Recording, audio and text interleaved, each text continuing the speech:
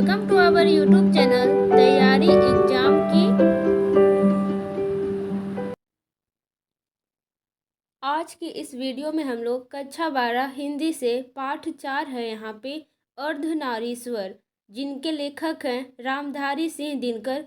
तो इसमें हम लोग संपूर्ण पाठ का हल देखने वाले हैं, साथ ही साथ कुछ परीक्षा उपयोगी महत्वपूर्ण तथ्य भी देखेंगे। तो वीडियो को अंत तक जरूर देखिएगा। आप लोग हमारे चैनल पे नए हैं तो चैनल को सब्सक्राइब करके बेल आइकन को प्रेस कर दीजिएगा, ताकि हमारी वीडियोज के अपडेट सबसे पहले आप तक पहुंचे। तो आइए वीडियो को स्टार्ट करते हैं। जैसा कि आप लोग देख सकते हैं, हम यहाँ पे आ चुके हैं। पाठ है 4 अर्धनारीश्वर, जिनके लेखक हैं रामधारी सिंह दिनकर। और ये बात आपको याद रखनी है। पहले हम लोग कुछ परीक्षा उपयोगी महत्वपूर्ण प्रश्नोत्तर देख लेते हैं, जो कि एग्जाम के दृष्टिकोण से बहुत ही महत्वपूर्ण है। प्रश्न है, रामधारी सिंह दिनकर का जन्म कब हुआ था? तो उत्तर हो जाएगा 23 सितंबर 1908 ईस्वी को। ठीक है। आगे का प्रश्न है, रामधारी सिंह दिनकर की मृत्यु कब हुई थी? तो उत्तर हो जाएगा 24 अप्रैल 1974 ईस्वी को। आगे का प्रश्न फिर से आता है, रामधारी सिंह दिनकर का जन्म स्थान कहाँ है? तो उत्तर हो जाएगा सिमरिया, जो कि बेगूसराय में है। और बेगूसराय कहाँ है? तो बिहार में। ठीक है। आगे यहाँ पे, रामधारी सिंह दिनकर के माता और पिता का क्या नाम है? उत्तर हो जाएगा, माता का नाम हो जाएगा मनरूप देवी एवं पिता का नाम हो जाएगा रवि सिंह। ठीक है। आगे का प्रश्न आता है, रामधारी सिंह दिनकर की पत्नी का क्या नाम है? उत्तर हो जाएगा श्यामवती देवी। फिर से एक प्रश्न आता है, रामधारी सिंह के शिक्षा के विषय में क्या जानते हैं? तो इनके शिक्षा के विषय में आपको बताना है। तो उत्तर में लिखेंगे, प्रारंभिक शिक्षा गांव और उसके आसपास 1928 में मोकामा घाट रेलवे हाई स्कूल से मैट्रिक, 1932 में पटना कॉलेज से बीए ऑनर्स इतिहास से किए। ठीक है। आगे का प्रश्न आता है यहाँ पे, रामधारी सिंह दिनकर की वृत्ति क्या है? वृत्ति कहने का मतलब होता है पेशा से वो क्या काम करते हैं। ठीक है। उत्तर हो जाएगा प्रधानाध्यापक, स्कूल बरबीघा, सब डायरेक्टर जनसंपर्क विभाग एवं बिहार विश्वविद्यालय में हिंदी के प्रोफेसर, भागलपुर विश्वविद्यालय में उप कुलपति और हिंदी सलाहकार के रूप में भी काम किए। ठीक है। आगे का यहाँ पे प्रश्न आता है, रामधारी सिंह दिनकर के साहित्यिक अभिरुचि के विषय में बताएं। तो उत्तर हो जाएगा यहाँ पे 1925 में छात्र सहोदर में पहली कविता प्रकाशित, देश पटना प्रकाश, जो कि बेगूसराय है। ठीक है। प्रतिमा कन्नौज। तो इनकी साहित्यिक अभिरुचि थी। प्रतिमा कन्नौज की छात्र जीवन में अनेक रचनाएं प्रकाशित, 21 वर्ष की अवस्था में पहली कविता पुस्तक। ध्यान देंगे यहाँ पे, जो रामधारी सिंह दिनकर हैं 21 वर्ष की अवस्था में पहली कविता पुस्तक प्रणभंग प्रकाशित किए। ठीक है। आगे का प्रश्न आता है, रामधारी सिंह दिनकर की कौन कौन सी कृतियां हैं? नाम लिखें। आपको कृतियां ये सब याद करके रखनी है। ठीक है। एग्जाम में ऑब्जेक्टिव में पूछ सकता है। तो प्रमुख काव्य कृतियां हो जाएगा प्रणभंग, जो कि 1929 में प्रकाशित हुआ था, रेणुका 1935 में, हुंकार 1938 में, रसवंती 1940 में, कुरुक्षेत्र 1946 में प्रकाशित हुआ था, रश्मि रथी ये 1952 में प्रकाशित हुआ था। ठीक है। नील कुसुम 1954 में, उर्वशी 1961 में प्रकाशित हुआ था, और परशुराम की प्रतीक्षा 1963 में प्रकाशित किया गया। कोमलता और कवित्व 1964 में, हारे को हरिनाम 1970 आदि। ठीक है। 1970 में। आगे यहाँ पे प्रमुख गद्य कृतियाँ हैं, मिट्टी की ओर 1946 में प्रकाशित किया गया था, अर्धनारीश्वर ये तो आपको याद रखना है। अर्धनारीश्वर कब प्रकाशित किया गया था? तो 1952 ऑब्जेक्टिव में पूछ सकता है, और ये ऑब्जेक्टिव के दृष्टिकोण से बहुत ही महत्वपूर्ण है। ठीक है। संस्कृति के 4 अध्याय 1956 में प्रकाशित किए। काव्य की भूमिका 1958 में, वट पीपल 1961 में, शुद्ध कविता की खोज 1966 में, दिनकर की डायरी 1973 में प्रकाशित किए। ठीक है। आगे का प्रश्न आता है, रामधारी सिंह दिनकर को कौन कौन से पुरस्कार एवं सम्मान मिल चुके हैं? उत्तर में लिखेंगे, संस्कृति के 4 अध्याय पर साहित्य अकादमी एवं उर्वशी पर भारतीय ज्ञानपीठ पुरस्कार, राज्यसभा के सांसद, पद्म भूषण एवं कई अलंकरणों से सम्मानित हुए। आगे यहाँ पे एक नोट है, राष्ट्र कवि रामधारी सिंह दिनकर जितने बड़े कवि थे उतने ही समर्थ गद्यकार भी। ठीक है, ध्यान देंगे क्वेश्चन में पूछ सकता है कि रामधारी सिंह दिनकर क्या थे, तो राष्ट्र कवि भी थे और गद्यकार भी थे। ठीक है, आगे का प्रश्न आता है, दिनकर जी किस युग के प्रमुख कवि हैं, तो उत्तर में हो जाएगा छायावादोत्तर यानी कि छायावाद युग के। ठीक है, आगे नोट है यहाँ पे, दिनकर जी प्रबंध, मुक्तक, गीत, प्रगीत, काव्य, नाटक इत्यादि अनेक काव्य शैलियों में सफलतापूर्वक उत्कृष्ट रचनाएं प्रस्तुत की है। यहाँ पे प्रश्न है, अर्धनारीश्वर क्या है, जो कि जाना आप लोगों को बहुत ही जरूरी है।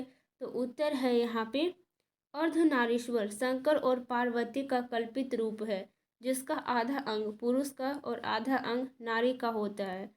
आगे का यहाँ पे प्रश्न आता है, किसने नारी को अहेरिन और नर को अहेर माना है, तो देखिए ये भी बहुत महत्वपूर्ण है। उत्तर हो जाएगा बर्नार्ड शॉ ने।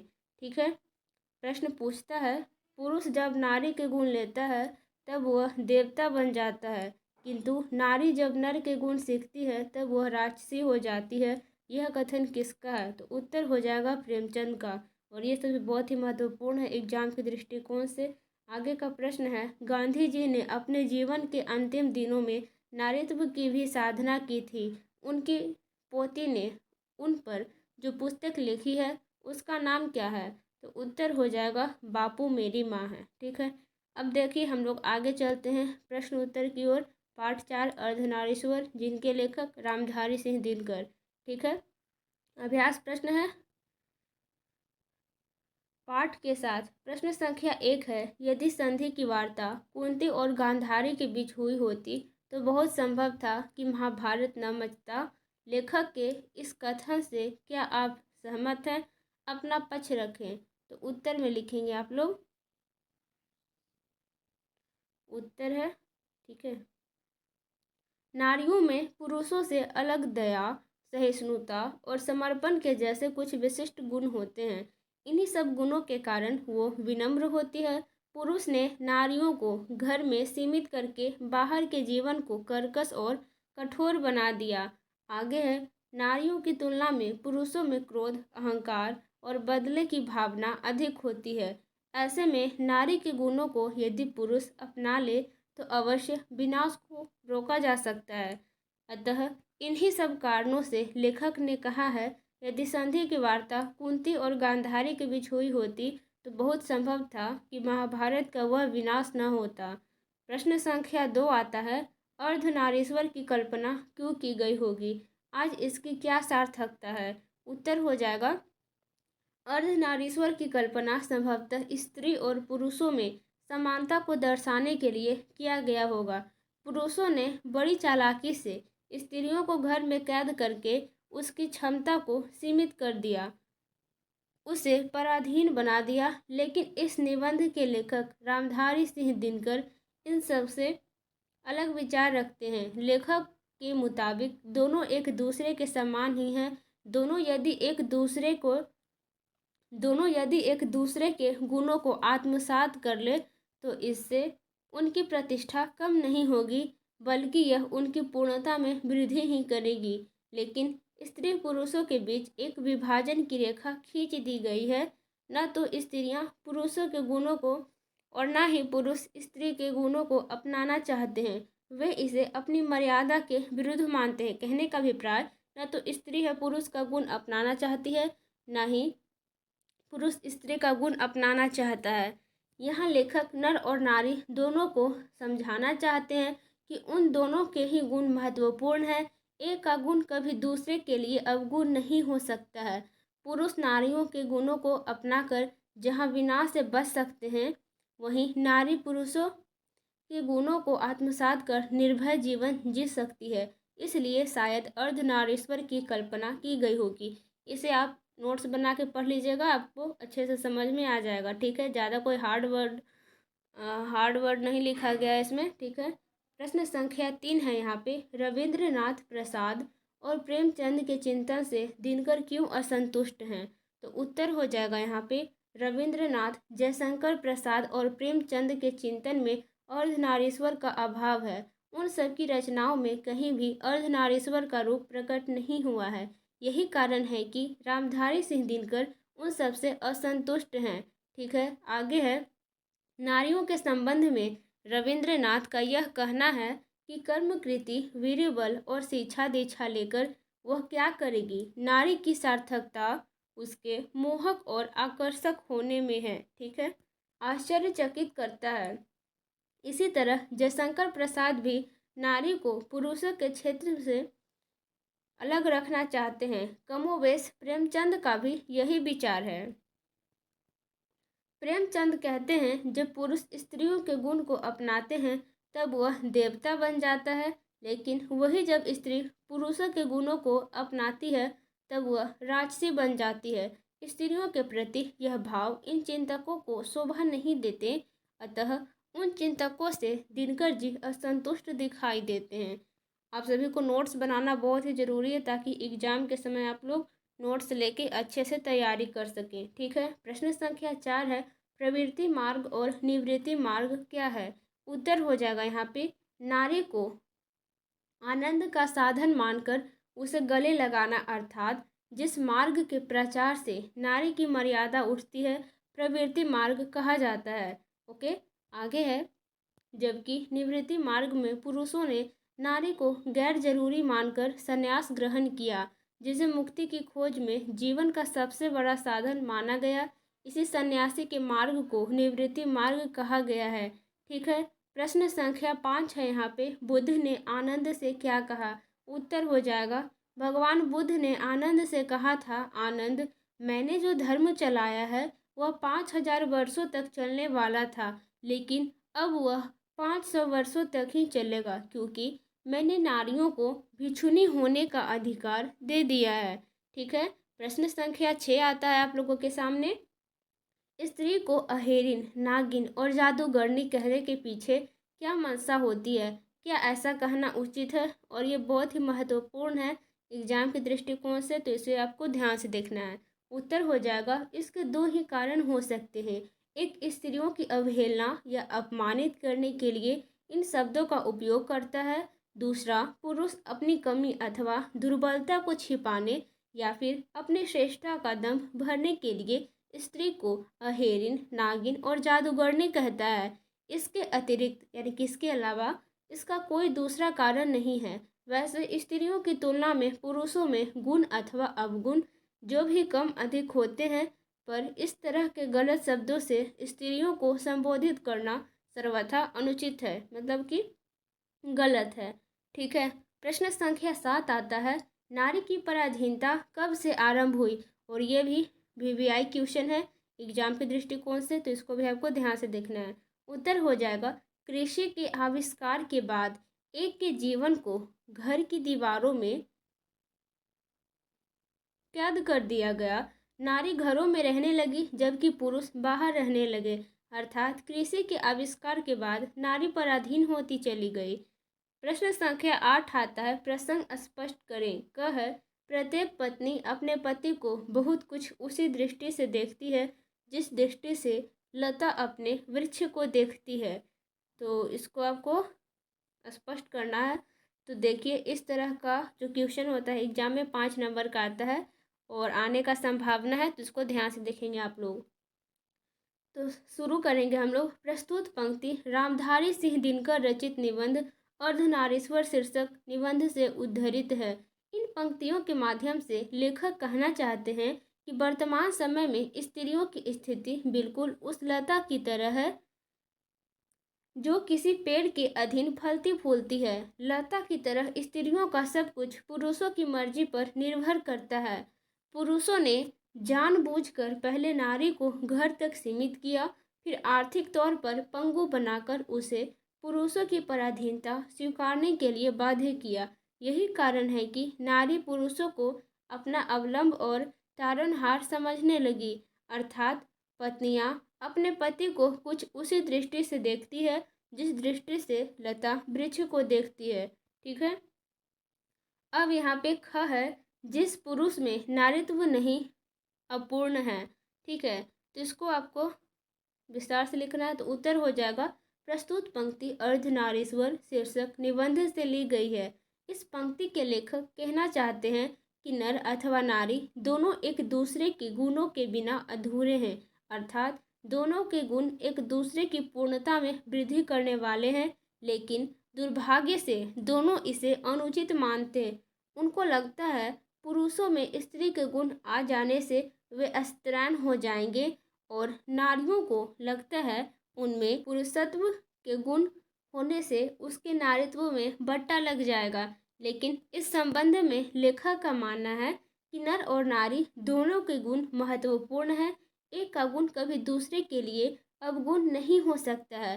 पुरुष नारियों के ममता, माया, सहिष्णुता और भीरुता के जैसे गुणों को अपनाकर जहाँ विनाश से बच सकते हैं, वहीं नारी पुरुषों के गुणों को आत्मसात कर निर्भय जीवन जी सकती है। पुरुषों में नारीत्व के लिए लेखक ने अपने इस निबंध में गांधी जी का उदाहरण देते हुए बताने का प्रयास किया है कि उन्होंने भी अपने जीवन के अंतिम क्षणों में नारीत्व की साधना की थी। आगे का प्रश्न आता है, प्रश्न संख्या 9। जिसे भी पुरुष अपना कर्मक्षेत्र मानता है वह नारी का भी कर्मक्षेत्र है, कैसे? उत्तर हो जाएगा इस संसार में नर और नारी सभी के जीवन का उद्देश्य लगभग एक जैसा ही है, लेकिन पुरुषों ने अपने उद्देश्यों की पूर्ति के लिए मनमाने ढंग से अधिकाधिक क्षेत्र पर अधिकार कर लिया है। सब कुछ पुरुषों से ही संचालित होती दिखाई देती है, इसलिए संसार में कोमलता कम, कर्कशता अधिक दिखाई पड़ती है। पुरुषों के कार्य क्षेत्र के, फ्रेंड्स यहाँ पे मिस्टेक हो गया, ठीक है, यहाँ पे संलाचन नहीं होगा, संचालन होगा, आप लोग सही कर लीजिएगा, ठीक है, संचालन होगा, संचालन और नियंत्रण, ठीक है, कभी कभी गलती हो जाता है, ओके, आप लोग सही कर लीजिएगा। संचालन और नियंत्रण में यदि स्त्रियों की भी भागीदारी हो तो मानवीय संबंधों में अवश्य कोमलता को अनुभव किया जा सकेगा। नारियों का कार्य क्षेत्र केवल घरों तक ही सीमित नहीं है, बाहर भी उसकी भूमिका है। पुरुषों की भांति आज स्त्रियां भी जीवन के हर क्षेत्र में पुरुषों के बराबर अपने आप को साबित कर रही हैं। अतः इस तरह कहा जा सकता है कि पुरुषों का कार्य क्षेत्र वास्तव में स्त्रियों का भी कार्य क्षेत्र है। ओके, प्रश्न संख्या 10 आता है, अर्धनारीश्वर निबंध में दिनकर जी के व्यक्त विचारों को सार रूप में प्रस्तुत करें, यानी कि एक तरह से सारांश रूप में प्रस्तुत करना है। तो उत्तर हो जाएगा इस निबंध में लेखक ने अर्धनारीश्वर को पूर्णता के प्रतीक के तौर पर प्रस्तुत किया है। लेखक नर और नारी दोनों को समान बताते हुए कहते हैं कि एक का गुण दूसरे में दोष नहीं हो सकता है, अर्थात स्त्रियों में पुरुषों का गुण और पुरुषों में स्त्रियों के गुणों का आना कोई दोष नहीं बल्कि पूर्णता का द्योतक है। इसके बावजूद लेखक को अर्धनारीश्वर का यह रूप कहीं दिखाई नहीं देता है जिससे वे दुखी हैं। हर जगह स्त्री स्त्री और पुरुष पुरुष ही दिखाई देते हैं।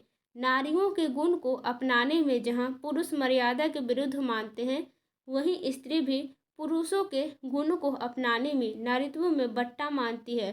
संभवतः लोगों की संकुचित मानसिकता और अहंकार ही इसके पीछे का मूल कारण है, ठीक है। लेकिन लेखक नर और नारी दोनों को समान मानते हैं। रामचंद्र शुक्ल, रविंद्रनाथ टैगोर और प्रेमचंद आदि के चिंतन में इस विषय के अभाव से इसके लेखक असंतुष्ट हैं। वे कहते हैं यदि भगवान ने धूप और चांदनी में बंटवारा नहीं किया तो फिर इन आपसी गुणों के आधार पर मनुष्यों को बंटवारा नहीं किया तो फिर इन आपसी गुणों के आधार पर मनुष्यों को बांटने वाले हम कौन होते हैं। इस निबंध में उन्होंने स्त्रियों की दास्तां का संक्षिप्त इतिहास की ओर ध्यान को आकृष्ट करते हुए कहते हैं, कृषि के आविष्कार के बाद, ये लाइन आपको याद रखना है कि कृषि के आविष्कार के बाद पुरुषों ने वर्चस्ववादी तरीकों से नारी को पराधीन बना दिया। घरेलू कामों के बहाने स्त्रियों को घर में कैद कर दिया गया। पुरुष स्वयं को बंद कोठरी से बाहर रखा। मनुष्यों द्वारा समाज में किया गया संभवतः यह पहला बंटवारा था, ठीक है। जिंदगी दो भागों में बट गई। वह अपने अस्तित्व की भी अधिकारिणी नहीं रही। कौन? तो स्त्री। उसे लगने लगा पुरुषों के कारण ही उसका अस्तित्व है। नारी को भोग विषय समझकर उसका उपयोग किया गया, पर लेखक ने इस निबंध में नर और नारी दोनों को एक दूसरे का पूरक मानते हैं। वे पुरुषों में नारीत्व की ज्योति को जगाने और नारी में पुरुष के गुणों के हिमायती हैं। ठीक है, अब आगे हम लोग चलते हैं भाषा की पाठ। ठीक है, जो कि बहुत ही इंपॉर्टेंट है एग्जाम के दृष्टिकोण से। एग्जाम में ये सभी क्वेश्चन भी व्याकरण से आते हैं, तो हम लोग इसे भी देख लेते हैं। प्रश्न संख्या 1 है, निम्नलिखित शब्दों को संज्ञा बनाएं। पहला है यहाँ पे कल्पित का हो जाएगा कल्पना, शीतल का हो जाएगा शीत, अवलंबित का हो जाएगा अवलंब, मोहक का मोह, आकर्षक का आकर्षण, व्यक्ति का हो जाएगा व्यक्ति। ठीक है, विधवा का हो जाएगा वैधन्य, साहसी का हो जाएगा साहस। ठीक है, प्रश्न संख्या 2 आता है, वाक्य प्रयोग द्वारा लिंग निर्णय करें। यहाँ पे पहले एक वाक्य दिया हुआ है। ठीक है, इसकी यहाँ पे शब्द दिया गया है संन्यास, तो इसका लिंग निर्धारण करना है, तो ये पुल्लिंग है। और इसमें आपको वाक्य बनाना है, तो रमन ने चौथे पन में संन्यास धारण कर लिया था। ठीक है, अब आगे है यहाँ पे आयुष्मान, ये पुल्लिंग है। ठीक है, तो तुम आयुष्मान रहो, इसका वाक्य बन गया। अब आगे शब्द है अंतर्मन, ये पुल्लिंग है, अपने अंतर्मन से पूछो। आगे है यहाँ पे महौषधि, ये स्त्रीलिंग है, तो लक्ष्मण को संजीवनी जैसी महौषधि की जरूरत पड़ी। तो इस तरह से आप लोग वाक्य निर्माण कर लीजिएगा। यथेष्ट, ये पुल्लिंग है, उसने आपका यथेष्ट कार्य किया है। हमारे चैनल पर बहुत जल्द ही व्याकरण भी पढ़ाया जाएगा, भी प्लेलिस्ट बना हुआ है, धीरे धीरे उसका भी वीडियो आने वाला है, तो हमारे चैनल को जल्दी से आप लोग सब्सक्राइब कर लें। मनोविनोद, ये स्त्रीलिंग है, तो मनोविनोद अच्छा लगता है। ठीक है, प्रश्न संख्या 3 आता है, अर्थ की दृष्टि से नीचे लिखे वाक्यों की प्रकृति बताएं। कह है यहाँ पे संसार में सर्वत्र पुरुष पुरुष हैं और स्त्री स्त्री, तो ये विधिवाचक हो जाएगा। ख है यहाँ पे किंतु पुरुष और स्त्री में अर्धनारीश्वर का यह रूप आज कहीं भी देखने में नहीं आता, तो यह मतलब कि ये हो जाएगा निषेधात्मक। ठीक है, ग है यहाँ पे कामनी तो अपने साथ यामिनी की शांति लाती है, तो इसका उत्तर हो जाएगा संकेतवाचक। घ है यहाँ से जिंदगी दो टुकड़ों में बट गई, उत्तर हो जाएगा विधिवाचक। और यहाँ पे विचित्र बात तो यह है कि इनमें से कई महात्माओं ने ब्याह किया और फिर नारियों की निंदा भी की, तो ये हो जाएगा निषेधवाचक। ठीक है, और प्रश्न संख्या 4 आता है, बट्टा लगाना का क्या अर्थ है, तो घाटा देना। ठीक है, तो ये भी भाषा की बात भी खत्म हो गया। अब बात आती है पारिभाषिक शब्द की। ठीक है, जो कि सबसे अंत में दिया हुआ रहता है, तो इसे भी हम लोग देख लेते हैं। प्रवृत्ति मार्ग का मतलब होता है गृहस्थ जीवन की स्वीकृति का मार्ग। निवृत्ति मार्ग कहने का मतलब गृहस्थ जीवन को अस्वीकार करने वाला मार्ग।